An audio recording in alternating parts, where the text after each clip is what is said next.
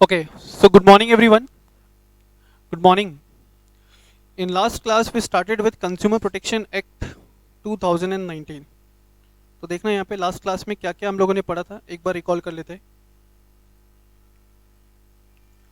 तो sir last class में हम लोगों ने पढ़ना स्टार्ट किया था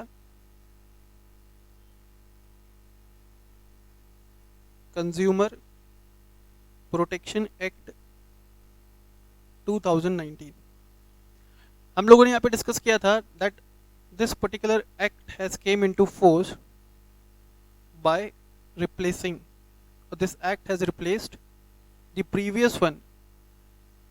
कौन सा वाला? तो consumer protection act 1986। This act has replaced consumer protection act 1986।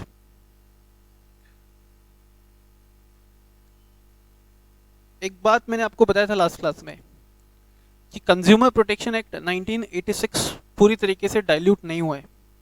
In fact अगर मैं बात करूं तो कंज्यूमर प्रोटेक्शन एक्ट 1986 के मेजॉरिटी ऑफ द प्रोविजंस को सबस्यूम कर दिया गया। कंज्यूमर प्रोटेक्शन एक्ट 1986 के मेजॉरिटी ऑफ द प्रोविजंस को सबस्यूम कर दिया गया वाइल फ्रेमिंग या while drafting consumer protection act 2019। Consumer protection act 2019 basically has widened the scope of the act. Consumer Protection Act 2019 has basically widened the scope of the act. फिर हम लोगों ने basic differences हम लोगों ने पढ़ा था, ठीक है, between consumer protection act 1986 as well as difference between consumer protection act 2019। इन दोनों के बीच का बेसिक डिफरेंस हम लोगों ने किया था लास्ट क्लास में, है ना। And then we started with certain definitions. Now moving further, देखो नेक्स्ट डेफिनेशन जो अपन को पढ़ना है that is definition of consumer. Definition of consumer, मेरी बात ध्यान से सुनना। मैंने आप लोगों को बताया था लास्ट क्लास में दैट द मेन ऑब्जेक्टिव और the main purpose of this act is to protect the interest of consumers. The main object or the main purpose of this act is to protect the interest of consumers. Yes or no? Yes sir.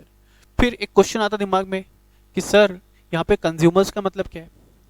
Sir यहाँ पे consumers का मतलब क्या? तो मैंने आपको बताया था इन जनरल अगर अपन बात करें तो everyone is consumer. Every person who consumes some goods और अवेल सर्टेन सर्विसेज, और any person who consumes goods or avails services can be considered as or can be called as consumers। यही definition बताया था आपको last class में, yes सुनो? Yes sir. अभी देखो वो तो जनरल डेफिनेशन था सर, वो तो जनरल डेफिनेशन था। उस डेफिनेशन की अगर मैं बात करूं ना तो one who consumes the goods can be considered as consumer, है ना।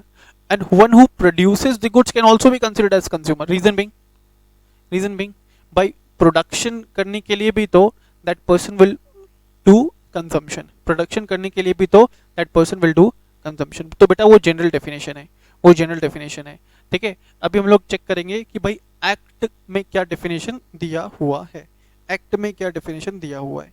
देखोगे एक बार डेफिनेशन पढ़ लेता हूँ फिर मैं एक्सप्लेन करूंगा तुम लोगों को क्या बोला। देखो यहाँ पे consumer means any person who buys any goods for consideration which has been paid और प्रॉमिस्ड और पार्टली पेड और पार्टली प्रॉमिस्ड और under any system of deferred payment. Deferred payment system का मतलब क्या होता है? तो सर डेफर्ड पेमेंट सिस्टम का मतलब होता है instalment payment system. Under any system of deferred payment and includes any user of such goods other than the person who buy such goods for consideration paid और promised और partly paid और partly promised, और under any system of deferred payment when such use is made with the approval of the person, but it will not include a person who obtains such goods for resale or for any commercial purpose, or for any commercial purpose।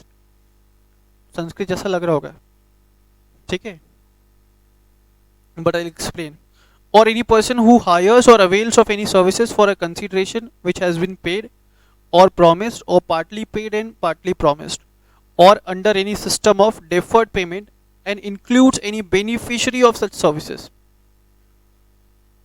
other than the person who hires or avails of the services for consideration paid or promised or partly paid or partly promised, or under any system of deferred payment which such services are availed of with the approval of the first mentioned person, but does not include a person who avails any of such services for commercial purpose. देखो अब ये definition को मैं explain करता हूँ, ध्यान देना मेरी बात. इन जनरल मैंने तुमको कहा था लास्ट क्लास में कंज्यूमर का मतलब क्या, तो मैंने आपको लास्ट क्लास में जो बताया था उसके हिसाब से एनी पर्सन हु कंज्यूम्स, है ना, any goods, any person who consumes any goods और avails any services. Any person who consumes any goods or avails any services can be considered as consumer. Any person who consumes any goods or avails any services can be considered as consumer. तो भाई ये तो general definition था, इस definition के हिसाब से अगर कोई पर्सन गुड्स परचेज कर रहा है for personal consumption and even for commercial purpose,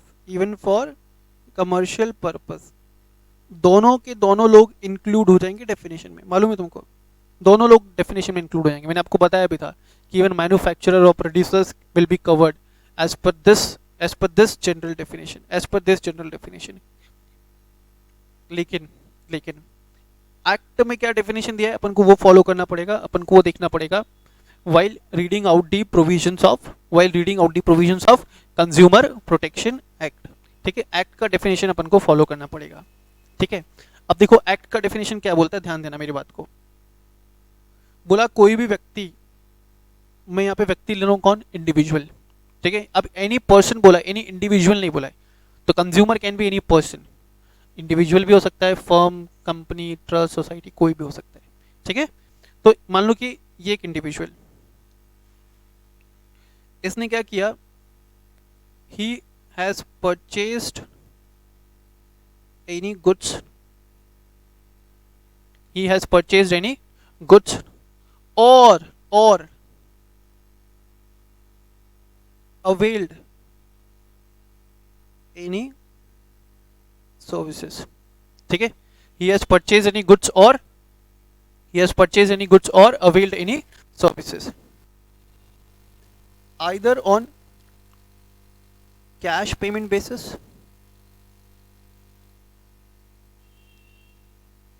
ठीक है, one who has purchased any goods any services either cash or deferred payment basis. मतलब जब गुड्स को लिया था तभी पैसा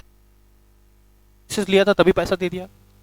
या ऐसा भी हो सकता है पार्टली पेड, पार्टली डेफर्ड, और पार्टली डेफर्ड, ये भी पॉसिबल है. बात समझ में आ रहा है क्या? गुड्स खरीदा, या तो गुड्स खरीदा या सर्विसेज अवेल किया. ठीक है, अंडर कैश पेमेंट बेसिस या ऑन कैश पेमेंट बेसिस या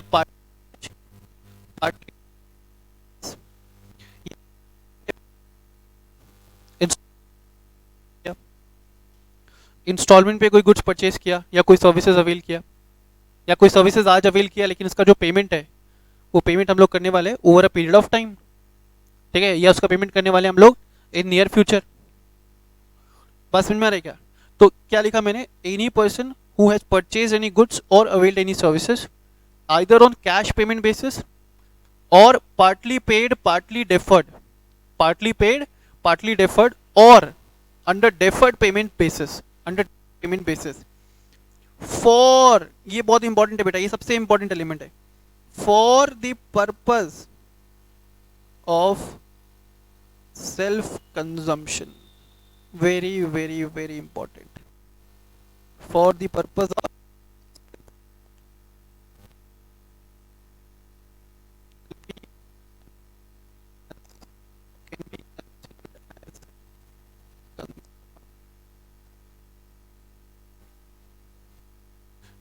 ठीक है, ये सबसे इंपॉर्टेंट एलिमेंट है.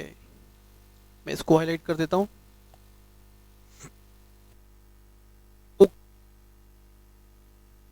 खरीदा, सर्विसेज अवेल किया। वो होना चाहिए किसके लिए? For self consumption basis, for self consumption basis. इसका मतलब कि अगर तुमने गुड्स परचेज किया या सर्विसेज अवेल किया for commercial purpose, for commercial purpose, अगर तुमने गुड्स परचेज किया या सर्विसेज अवेल किया for commercial purpose, then in such cases you will not be considered as, not to be considered as consumer. ठीक है, not to be considered as consumer. Is it clear? Is it clear? So only that person will be considered as consumer who has purchased any goods or availed any services, who has purchased any goods or availed any services for self consumption basis. ठीक है, for self consumption basis. Is it clear? Is it clear? Okay.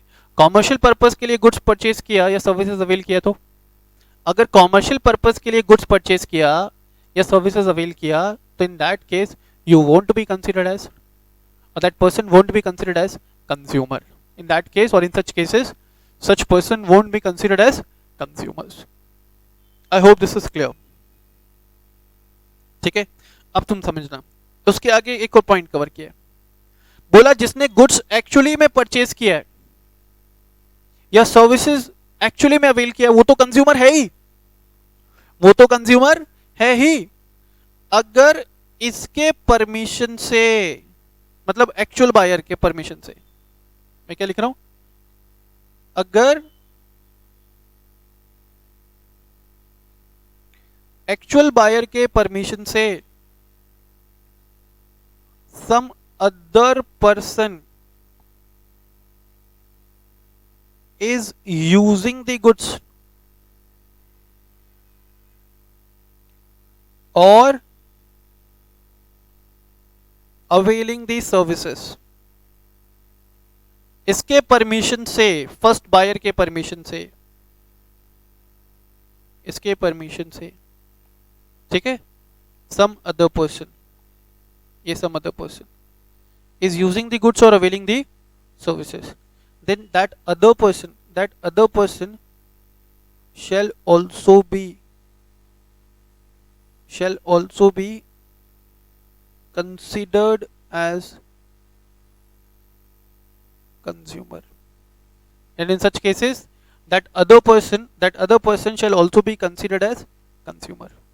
तो भाई जिसने goods originally purchase किया वो तो consumer है ही, जिसने गुड्स ओरिजिनली परचेज किया है, जिसने गुड्स ओरिजिनली परचेज किया है, that person will be considered as consumer.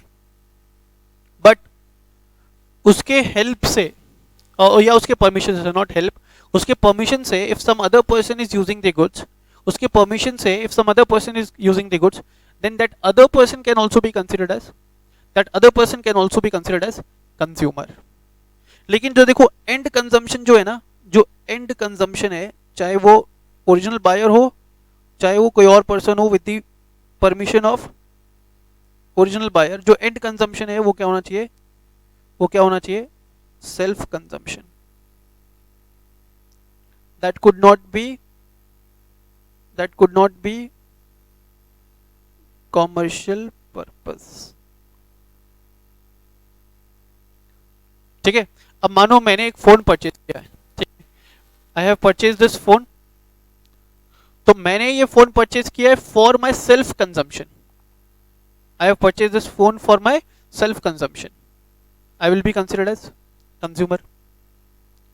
मेरे परमिशन से मेरी सिस्टर ये फोन यूज कर रही है, ठीक है, मेरे परमिशन से my sister is using this particular phone, तो इन दैट केस मैं तो कंज्यूमर हुई, my sister can also be considered as consumer, my sister can also be considered as consumer।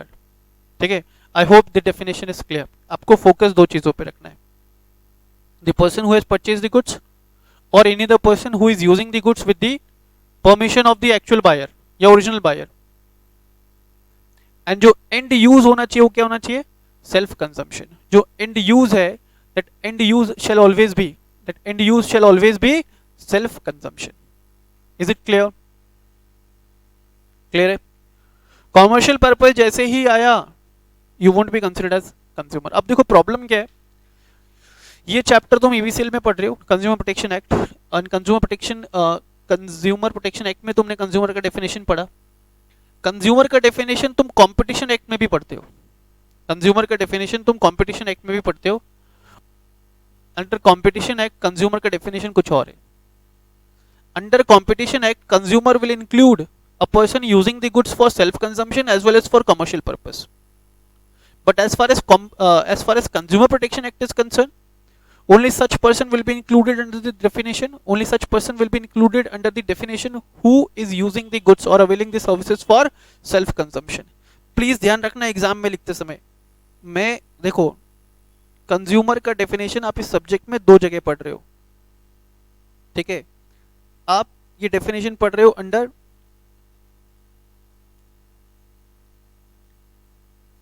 Consumer Protection Act 2019 as well as under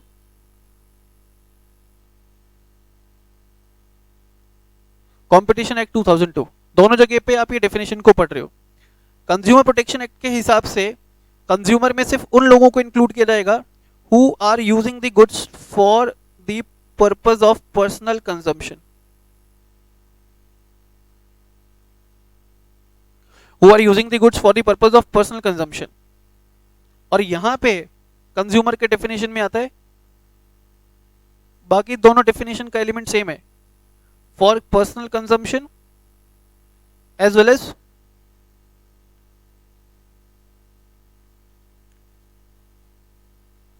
as for commercial purpose. दोनों चीजें included है यहाँ पे दोनों चीजें इंक्लूडेड है. यहाँ पे एक एलिमेंट है for self consumption.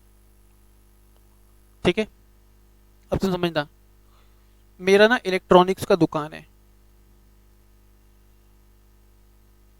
Avinash electronics. ठीक है, के नाम से मेरा एक इलेक्ट्रॉनिक्स का दुकान है. मैंने 10 यूनिट्स ऑफ एलजी रेफ्रिजरेटर खरीदा, 15 यूनिट्स ऑफ सोनी टीवी खरीदा. ठीक है, 50 units of Hitachi 1.5 ton AC purchase किया मेरे शॉप के लिए. अब इनमें से 2 टीवी खराब निकलती है, एक रेफ्रिजरेटर खराब निकलता है और 3 एसी खराब निकलता है, डिफेक्टिव है, ठीक से काम नहीं कर रहे, कंज्यूमर ने लेने से मना कर दिया. तो इन दैट केस मुझे एक बात बताओ, whether I can claim the relief under Consumer Protection Act. Whether I can claim the relief under Consumer Protection Act? Answer is no. क्यों? क्योंकि यहाँ पे मैं गुड्स परचेज किया for using it for the purpose of resale या for commercial purpose. तो जब मैं कंज्यूमर ही नहीं हूं तो I won't get any kind of relief. ठीक है, अगर मैं कंज्यूमर ही नहीं हूं तो I won't get any kind of relief under this act या as per the provisions of this act. I won't be getting any relief. I hope this is clear. ठीक है, अब यहां पे एक एक्सेप्शन आ जाता है, तुम समझना. मैं बहुत गरीब इंसान हूं, ठीक है, मैं बहुत गरीब इंसान हूं, लॉकडाउन ने मुझे बहुत गरीब बना दिया है. तो मैंने क्या किया, मैंने गोली बिस्किट बेचना स्टार्ट किया. मैं क्या करता हूँ, रोज सुबह 200 रुपए की गोली बिस्किट्स खरीदता हूँ, पूरे दिन उसको बेचता हूँ और दिन के 50 रुपए कमाता हूँ. तुमको लग रहा होगा कि सर ऐसे कैसी बात कर रहे हो. ये एग्जाम्पल नहीं है, ये एक्चुअली में रियलिटी है, इसलिए तो मैं क्लासेस कम लेता हूँ आजकल. ठीक है, क्योंकि मैं दिन भर जाकर के क्या करता हूँ, गोली बिस्किट्स बेचता हूँ.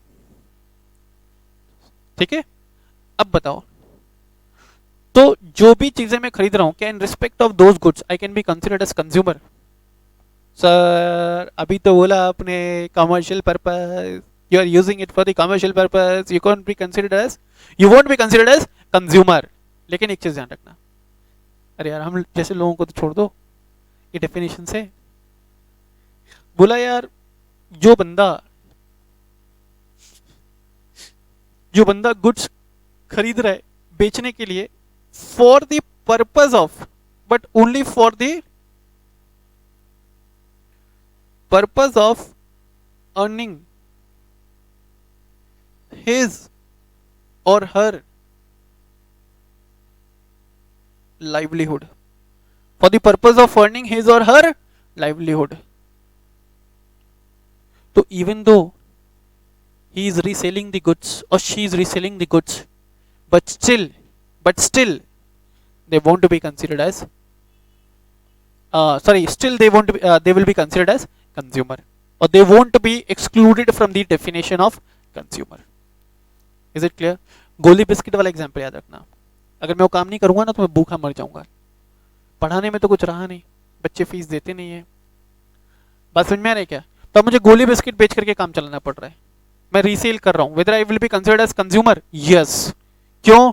आई am doing this for the purpose of earning my livelihood, I am doing this purpose of earning my livelihood.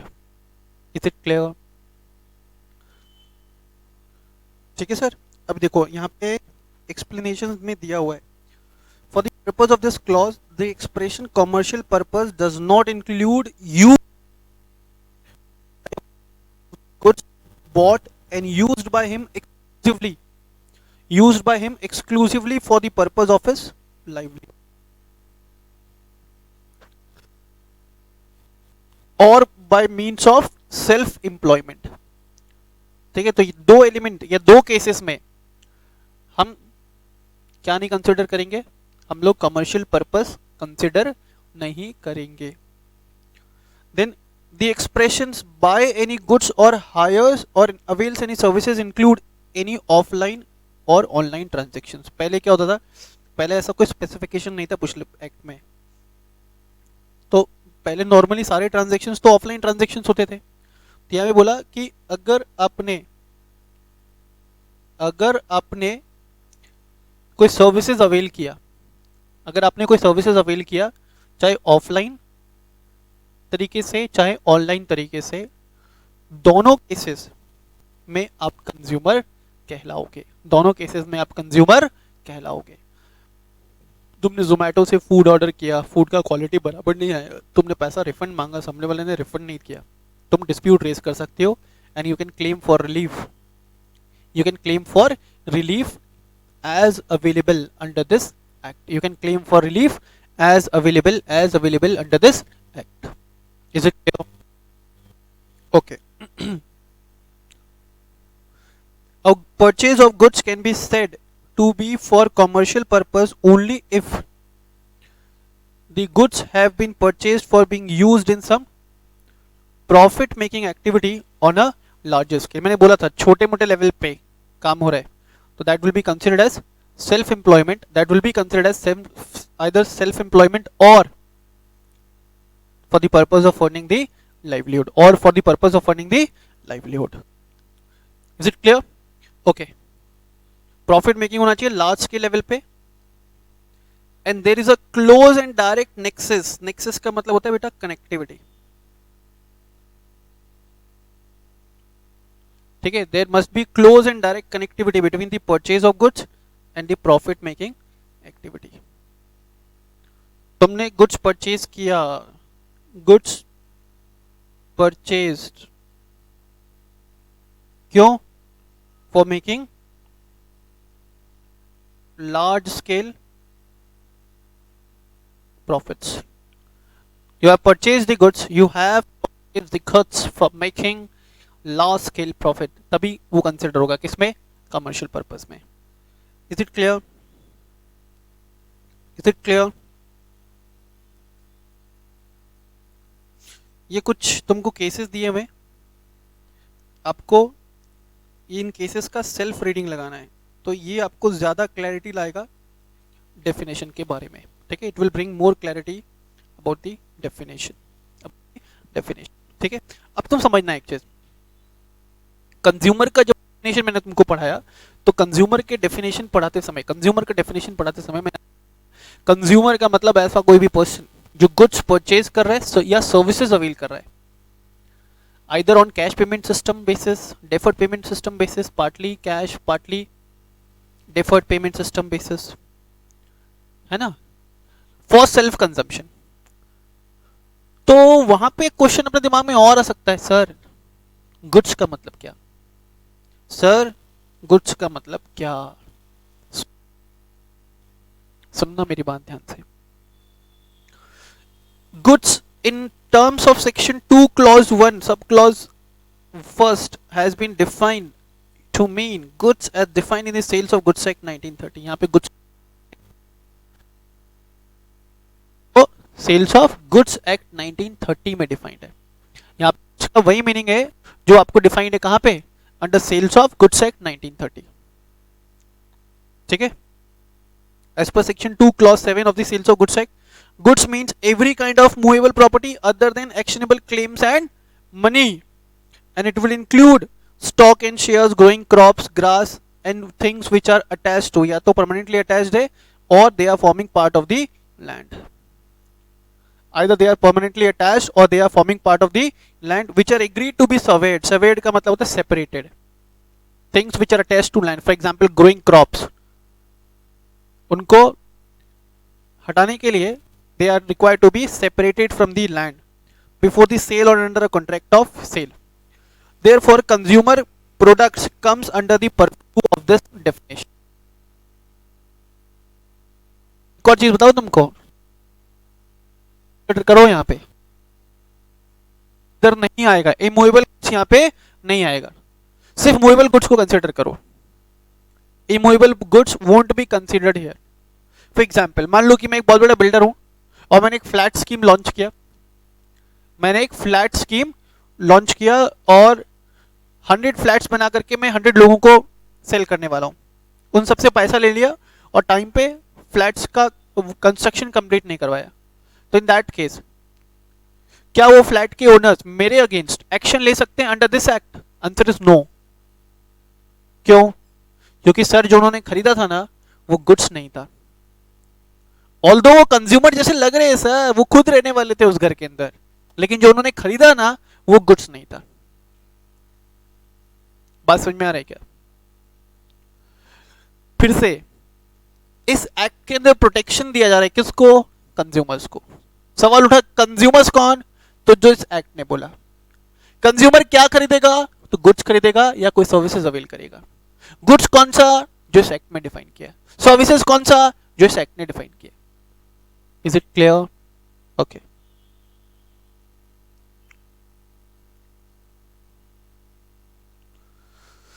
Then consumer dispute का definition. Next definition, consumer dispute. Consumer dispute means any dispute where the person against whom a complaint has been made denies or disputes the allegation contained in the complaint. मैंने किसी से कोई goods खरीदा, उसका quality बराबर नहीं था, मैं जाकर के उसको बोलता हूँ कि भैया रिटर्न कर दो, या तो गुड्स रिप्लेस कर दो या मुझे पैसा रिटर्न कर दो. उसने ना तो गुड्स रिटर्न किया, ना पैसा, ना गुड्स रिप्लेस किया, ना पैसा रिटर्न किया. इन दैट केस मैंने जो एलिगेशन उसके ऊपर लगाए ना कि तुमने खराब प्रोडक्ट दिया है, उसने डिनाइल दे दिया. उसने बोला कि नहीं तुम झूठ बोल रहे हो, मैंने तो सही दिया था, तुम खराब करके लाए उसको. तो हमारे बीच में क्या होगा? Dispute will arise. And this particular dispute will be considered as or can be considered as consumer dispute. ठीक है sir. Now moving on to the next important definition, that is consumer rights.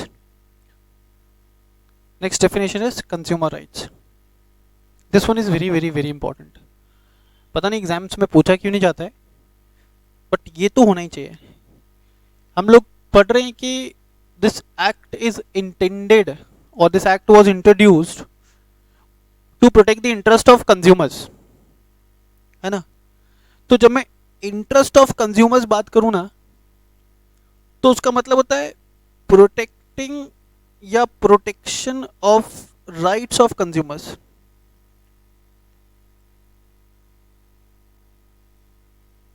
क्या मतलब निकलेगा? Protection of rights of consumers. A consumer won't be able to exercise the privileges. ध्यान देना मेरी बात को. A consumer won't be able to exercise the privileges given to them under this act until and unless until and unless they have got the awareness or they have the awareness about the rights which they have got under this act. देखोगे क्या बोला, consumer rights include the right to be protected against the marketing of goods. Consumer have the right to be protected against the marketing of goods, products or services which are hazardous to life and property. Consumers have got the rights to be protected against the marketing of goods, product or services which are hazardous to life and property. इसलिए तो TV पे कभी भी तुमको wine, whisky, cigarette, टोबैकोस, इन सब के advertisements देखने को नहीं मिलते, ठीक है।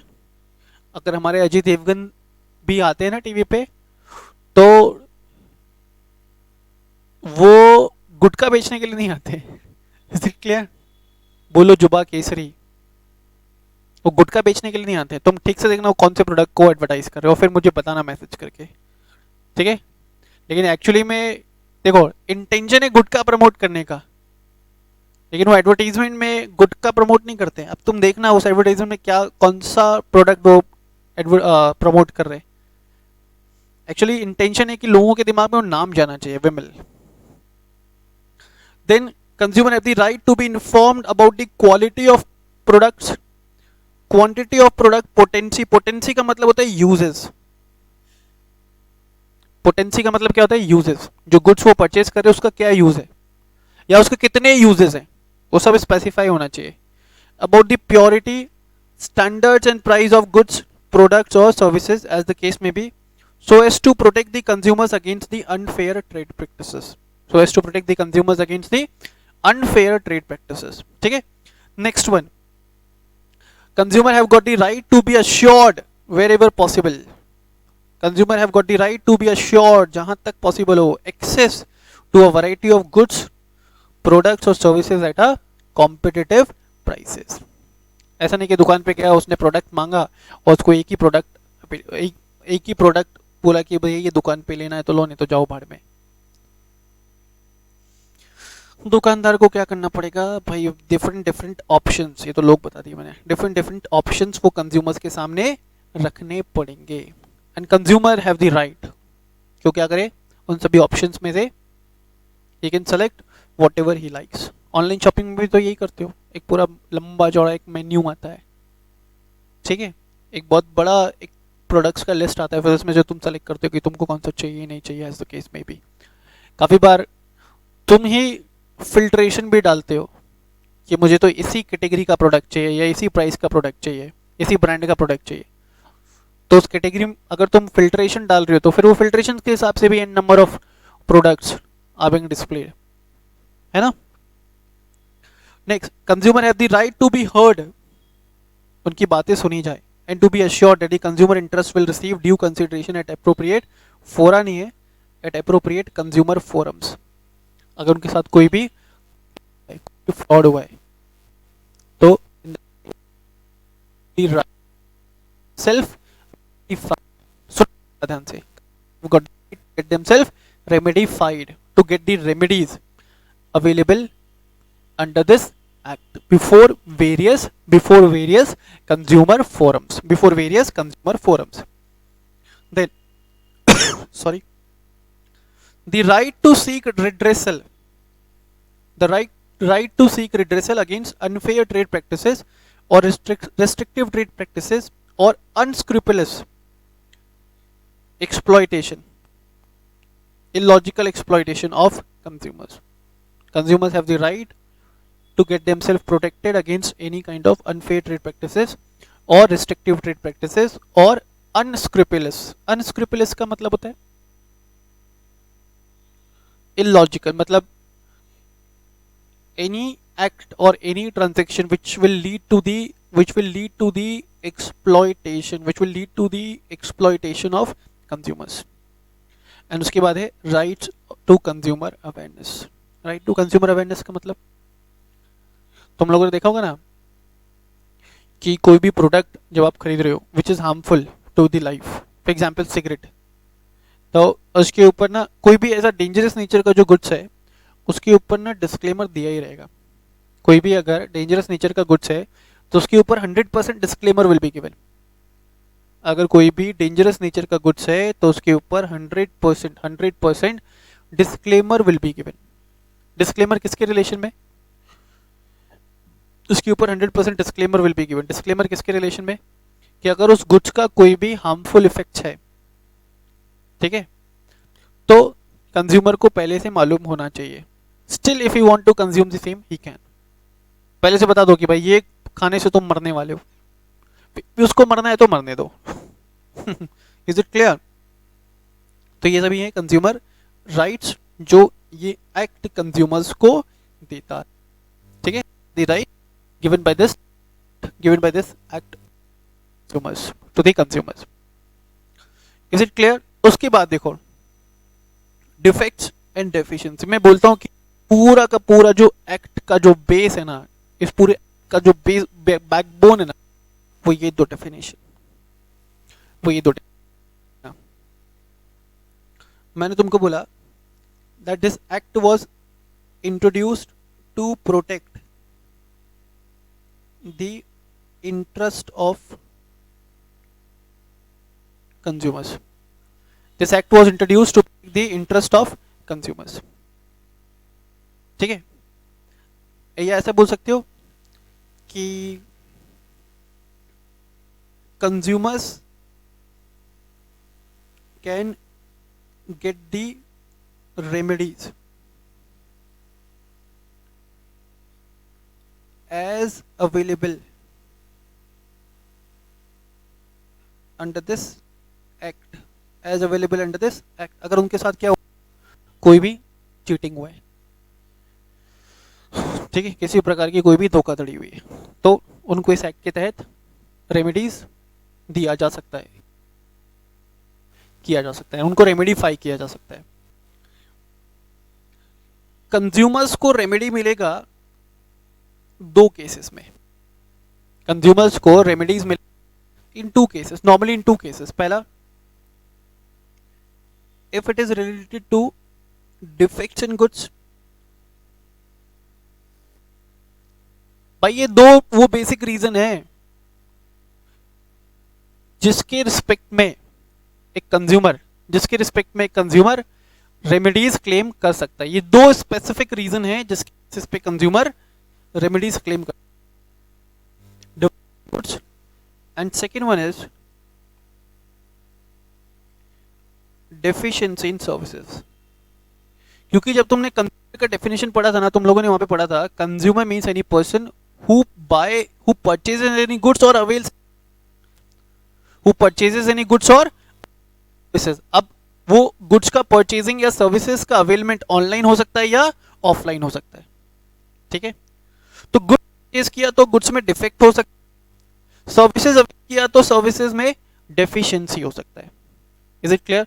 गुड्स परचेज किया तो गुड्स में be defective in nature, services avail किया तो there may be deficiency in the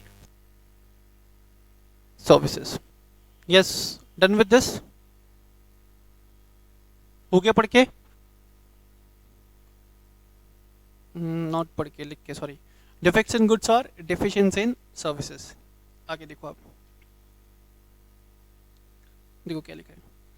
defect means, defect word हमेशा किसके रिस्पेक्ट में यूज होगा? गुड्स के रिस्पेक्ट में, ठीक है। Deficiency word will be used in respect of services. Deficiency word will be used in respect of services. Defect word will be used in respect of goods. क्या बोल रहे हैं यहाँ पे? Defect means any fault, imperfections or shortcomings, खामियां in the quality, quantity, potency. Quality of goods में कोई भी shortcomings है, खामियां है। क्वांटिटी जितना बोला था उतना नहीं है, 1 किलो का पैकेट था 750 ग्राम से निकला। पोटेंसी, जो यूजेस था वो जो यूज बोल करके बेचा था तुमने वो यूज में नहीं आ रहा है वो, या वो काम नहीं कर रहा है। फेयर एंड लवली बोला था गोरा बना देंगे, सालों तक मैं यूज करता रहा, स्टिल रिजल्ट आपके सामने है, ठीक है। प्योरिटी, तो शुद्ध शाकाहारी भोजन मिलता है, खाने गए तो पता चला कि दाल 2 दिन पुरानी है। और standard which is required to be maintain by और under any law for the time being in force और अंडर एनी कॉन्ट्रैक्ट एक्सप्रेस और implied or as is claimed by the trader in any manner whatsoever in relation to any goods or product, and the expression defective shall be constructed accordingly। तो defects in goods, ये जो defective जो expression है ये किसके respect में use होगा? Defects, defective word use होगा in respect to any goods, any kind of shortcomings in the quality, quantity, potency, purity or standards which was required to be maintained। Is it clear? तुमने कोई goods खरीदा, defective निकला, ठीक है, तो क्या कर सकते हो? डिफेक्टिव निकला, तुमको नुकसान हुआ, तुम क्या कर सकते हो? You can file a dispute, ठीक है, you can file your dispute before the various forums, consumer forums constituted under this act। Next, deficiency means any kind of fault, imperfection, shortcomings or inadequacy in the quality, nature and the manner of performance which is required to be maintained by or under any law for the time being in force or has been undertaken to be performed by a person in pursuance of a contract or otherwise in relation to any services, and it will include, deficiency will include any act of negligence। Normal पेट दर्द हुआ था sir, normal बुखार था, आपने तो heart की surgery कर डाली, एक्ट ऑफ नेग्लिजेंस और ओमिशन और कमीशन। तो देखो डेफिशिएंसी में ये चीजें भी इंक्लूड होंगी, ऐसे काम जो नहीं करने थे पर किया, या ऐसे काम जो करने थे नहीं किया, या कोई सर्विसेज तुमने दिया बट इन नेग्लिजेंट मैनर, जिसकी वजह से कंज्यूमर को क्या हुआ है? लॉस या इंजरी। क्या हुआ है कंज्यूमर को? लॉस या इंजरी। दूसरा, deliberate withholding of relevant information by such person to the consumer, जानबूझ के कोई एक इंपॉर्टेंट इंफॉर्मेशन छुपाया, जानबूझ के इंपॉर्टेंट इंफॉर्मेशन छुपाया। तुमको मालूम है अभी मैं ऐसे यूट्यूब वगैरह कभी एक्सेस करता हूँ तो शॉर्ट वीडियोस चलते हैं जिसमें मैं देखता हूँ काफ़ी सारे जो हेयर स्टाइलिस्ट होते हैं तो वो बालों को थोड़ा सा कड़क करने के लिए they use to fire it up, है ना, सर पे आग लगा देते हैं और फिर वो आग बुझ जाता है और फिर उसके जो बाल है स्पाइक्स हो जाते हैं, स्पाइक्स करने के लिए, ठीक है। अब समझना, मान लो कि मैं एक दुकान वाले के पास गया, मैंने बोला कि भैया मेरे बाल भी ऐसे कर दो, स्पाइक्स बनवा दो मेरे भी। दुकानदार को पता है कि इसमें रिस्क है, इसमें हो सकता है कि सर अगर वो आग हम बुझा नहीं पाए ना तो बालों के साथ आप भी जल जाओगे, ठीक है, बालों के साथ आप भी पूरे के पूरे जल जाओगे। ये उसको मालूम था पहले से, लेकिन उसने मुझे नहीं बताया, उसने मुझे नहीं बताया। उसने ना ऐसे थोड़ा सा शैम्पू वैम्पू करता है, थोड़ा सा क्रीम व्रीम लगाता है इधर, फिर आग लगाता है। आग लगा तो देता है लेकिन वो बुझा नहीं पाया, तुम समझ रहे हो? आग लगा तो दिया उसने लेकिन बुझा नहीं पाया, जिसकी वजह से, है ना, हाँ, यस यस यस, पूरा का पूरा, यस, मेरा पूरा सर जल गया, सर का सर जल गया, ठीक है, मेरे को हॉस्पिटलाइज रहना पड़ा 6 मंथ्स तक, ठीक है। अब तो सर पे बाल ही नहीं रहे, स्पाइक होना तो दूर की बात है, बच में रहे, सर पे बाल ही नहीं रहे, बहुत बुरा होने मिलता। तो यहाँ पे there is a clear cut case of deficiency in services. तो मैं क्या करूंगा भाई, ऐसे हेयर ड्रेसर के अगेंस्ट केस फाइल करूंगा, ठीक है सर, ठीक है, चले आगे, चलो।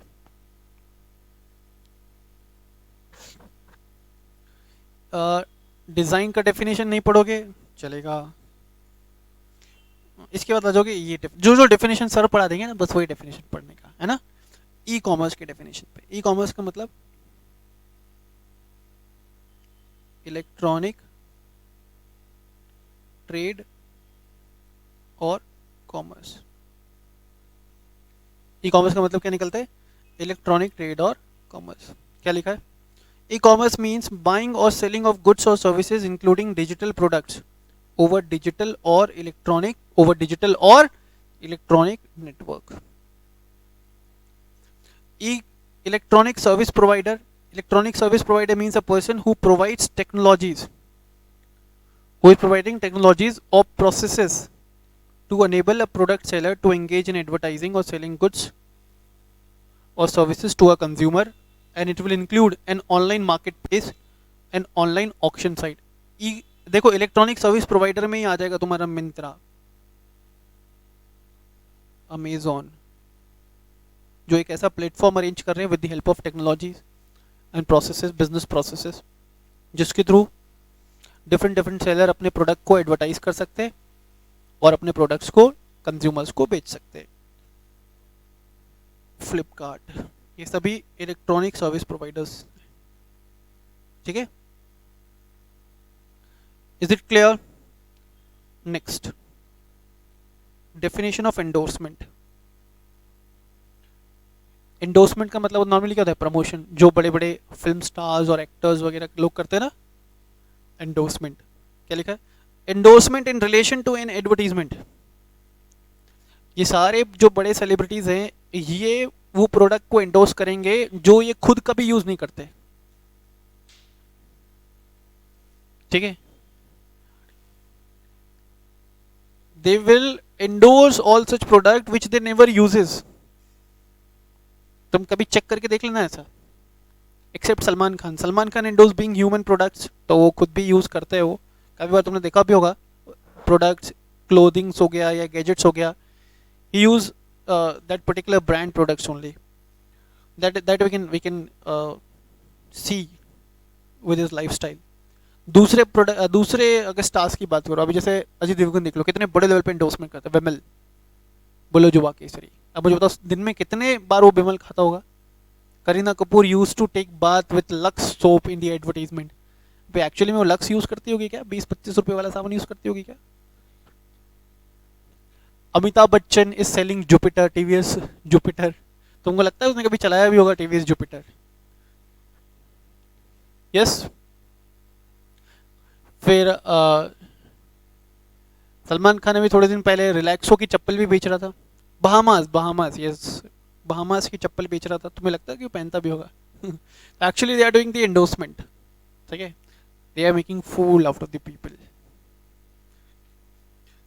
कभी एंडोर्समेंट के दम के भरोसे मत जाना।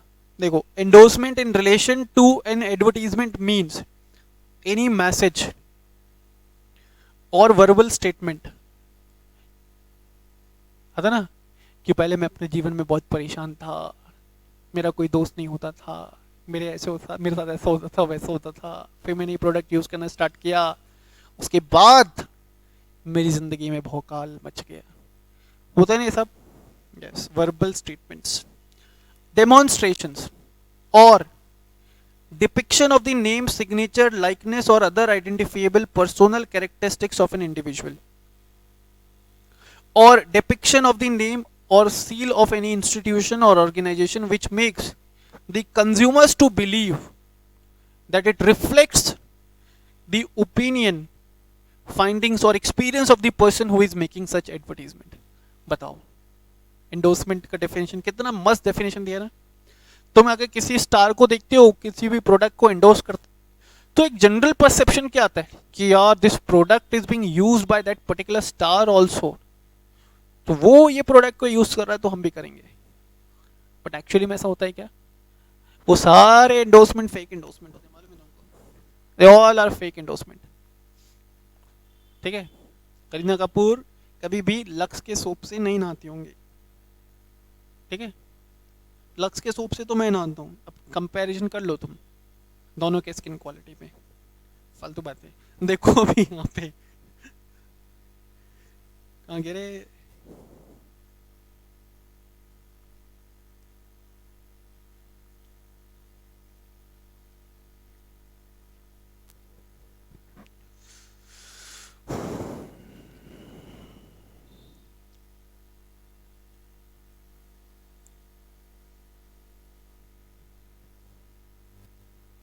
नेक्स्ट जो डेफिनेशन आपको पढ़ना है, yes, definition of misleading advertisement. Definition of misleading advertisement, देखो क्या बोला। Misleading advertisement in relation to any product or services means an advertisement which falsely describes such product or services or guarantee to consumers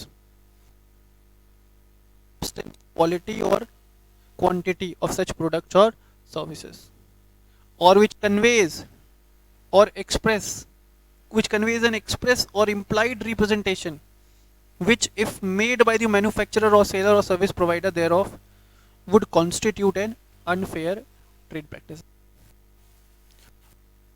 product को या services को कुछ इस तरीके से रिप्रेजेंट करना, कुछ इस तरीके से प्रेजेंट करना जो एक फॉल्स मैसेज दे रहा हो कंज्यूमर्स को। ठीक है, डिओड्रेंट लगाओ ये वाला तो लड़कियां पीछे भागेंगी, आज तक एक लड़की पीछे नहीं भागी।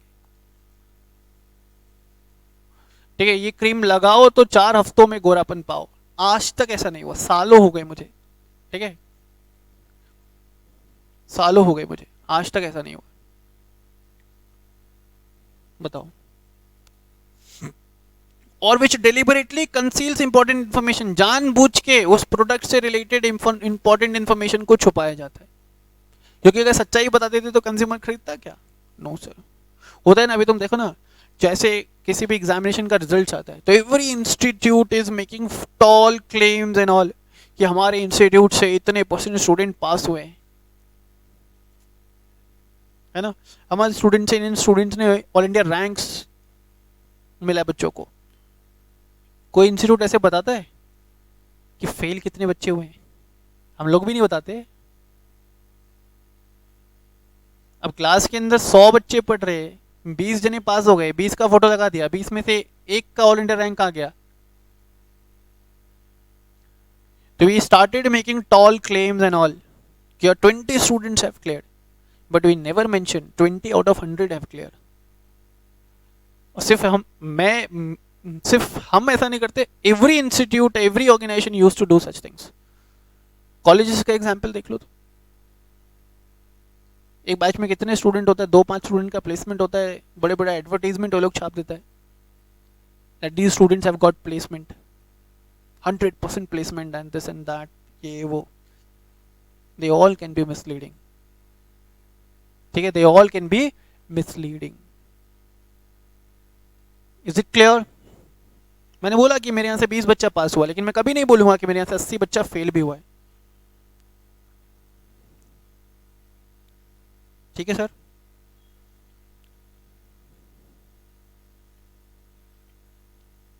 इसके आगे की कहानी अब अपन करेंगे बेटा नेक्स्ट क्लास में। तो अभी तक तो सिर्फ हम लोग डेफिनेशंस ही पढ़ रहे हैं इस क्लास में, इस चैप्टर में। ठीक है, इसके आगे की स्टोरी मैं सुनाऊंगा आपको अगली क्लास में। अगली क्लास कब होगी सर? तो it will be on tomorrow. ठीक है, चलिए फिर मिलते हैं अपन नेक्स्ट क्लास में। Till then bye bye, take care of yourself.